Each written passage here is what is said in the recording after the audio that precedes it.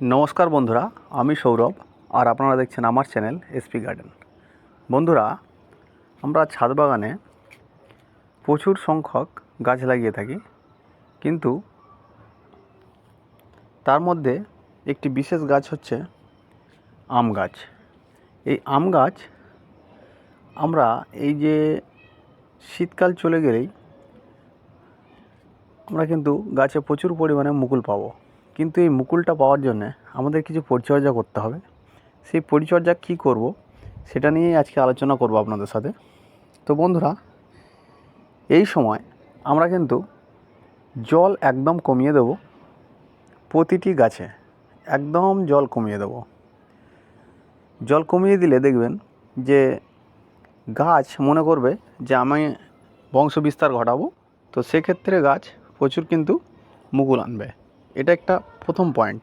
দ্বিতীয় পয়েন্ট, আমরা কিন্তু এই সময় নাইট্রোজেন ঘটিত কোনো খাবার দেব না।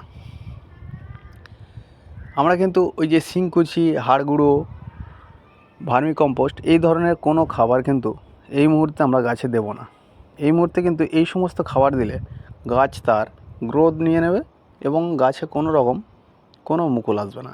সেক্ষেত্রে বন্ধুরা, এটা কিন্তু বিশেষভাবে মাথায় রাখবেন আপনারা যে কোনো রকম কোনো আমরা ভারী ফার্টিলাইজার গাছে এখন দেব না। ভারী ফার্টিলাইজার দিলে কিন্তু গাছে আর মুকুল আসবে না, গাছ গ্রোথ নিয়ে নেবে এবং প্রচুর পরিমাণে পাতা বেরোবে, ফুল আর বেরোবে না। এটা হচ্ছে দ্বিতীয় পয়েন্ট। আর বন্ধুরা, এই সময় যে আমরা যে গাছে সরিষার খোল ভিজানো জল এবং আমাদের যে কিচেন ওয়েস্ট কম্পোস্ট যে আমরা গাছে ব্যবহার করি, সেগুলো কিন্তু এই মুহূর্তে গাছে আমরা পুরো বন্ধ করে দেব। আমরা কিন্তু এই সময় আর কোনো রকমের কোনো ফার্টিলাইজার দেবো না। হ্যাঁ, কিন্তু আমরা তাই বলে গাছে মানে পরিচর্যা করব না, কোনো রকম খাবার দেব না? হ্যাঁ, দেব।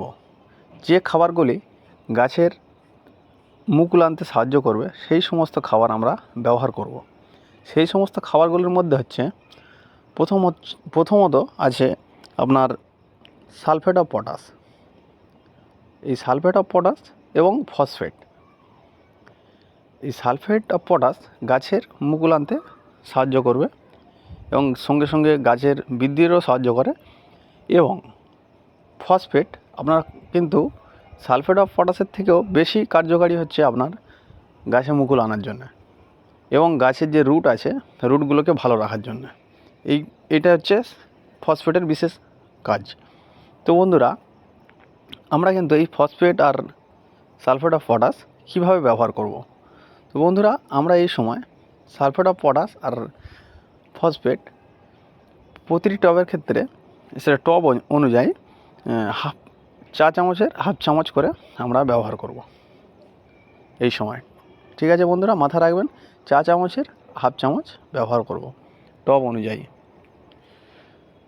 এবং বড় টব হলে আর একটু বেশি ব্যবহার করব, সেটা 1 চামচ হবে। তো এইভাবে আপনারা মাথা রাখবেন। আর এই সময় বন্ধুরা, আমরা একটি পিজিআর গাছে ব্যবহার করব। যে সমস্ত বন্ধুরা অক্টোবর নভেম্বর মাসে পিজিআর ব্যবহার করেছিলেন, তারা কিন্তু জানুয়ারির 15 থেকে 20 তারিখের ভিতরে আরেকবার অবশ্যই পিজিআর ব্যবহার করবেন। সেটার মধ্যে আপনার যদি মনে করেন যে বাম্পার যদি আপনাদের কাছে পাওয়া যায়, তাহলে আপনারা বাম্পার ব্যবহার করতে পারেন এবং বুস্টার ব্যবহার করতে পারেন। তো যদি বাম্পার ব্যবহার করেন, সেক্ষেত্রে 1 ml পার লিটার জলে আপনারা ব্যবহার করবেন। আর আপনারা কিন্তু মিরাকুলানও ব্যবহার করতে পারেন। আমি কিন্তু গাছে মিরাকুলানই ব্যবহার করি, তো সেক্ষেত্রে আমি ভালো রেজাল্ট পেয়েছি।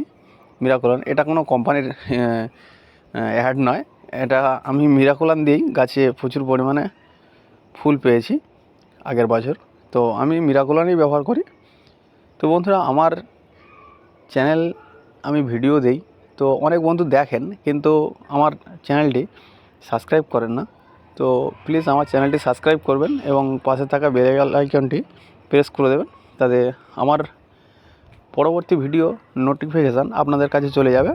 আর আমি যদি নতুন নতুন ভিডিও বানাই, সেগুলো আপনারা দেখতে পাবেন। তো বন্ধুরা অবশ্যই আমার চ্যানেলটি সাবস্ক্রাইব করবেন। আপনারা সাবস্ক্রাইব করলে আমার আরও নতুন নতুন ভিডিও বানাতে ভালো লাগবে। তো যদি কোনো ভুল ত্রুটি করে থাকি সেক্ষেত্রে আপনারা কমেন্টও করতে পারেন। আর বন্ধুরা আরেকটি কাজ করতে হবে এই সময় কিন্তু গাছে প্রচুর পরিমাণে ধুলো জমে। তো আমাদেরকে করতে হবে ঠান্ডা জল আমরা কিন্তু 2-3 দিন অন্তর গাছে স্প্রে করব। এটা বন্ধুরা আপনাদের করতে হবে যে ঠান্ডা জল গাছে 2-3 দিন অন্তর স্প্রে করব। করলে দেখবেন অবশ্যই মুকুল আসবে গাছে। অবশ্যই এর পরের মুকুল আসার পরে কী করতে হবে, গাছে কী স্প্রে করতে হবে, কী খাবার দিতে হবে, অবশ্যই এটা নিয়ে আলোচনা করব। তো বন্ধুরা আমার সাথে থাকবেন। আর প্রত্যেক মানুষকেই বলবো এবং প্রত্যেক বন্ধুকেই বলবো অবশ্যই গাছ লাগান, তাতে পৃথিবীও সুন্দর হবে, প্রকৃতিও সুন্দর হবে। আর এইভাবে আমার পাশে থাকবেন। ধন্যবাদ।